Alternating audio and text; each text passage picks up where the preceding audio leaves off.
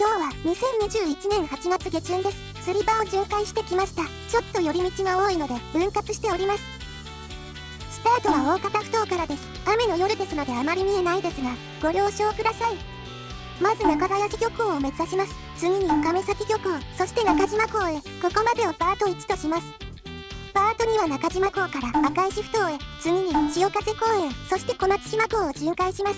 ディオ小松島店で買い物するので、ここまでをパート2とします。ディオ小松島店から国道55号を使って一気に中浦緑地公園まで、そして小田島港でゴールとします。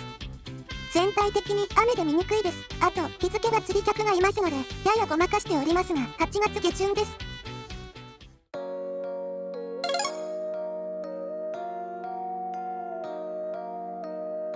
さてここから帰りコース、最後は小田島港でゴールや。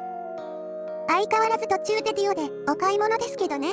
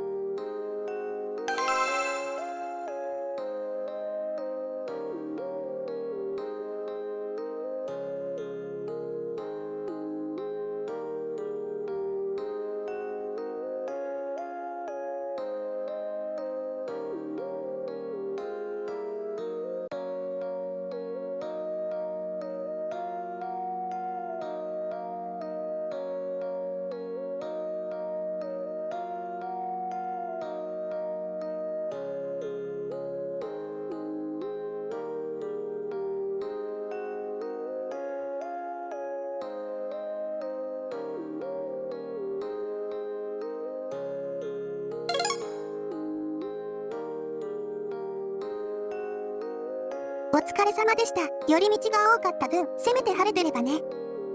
晴れてれば釣り行ってるから、無理やって言うてるわ。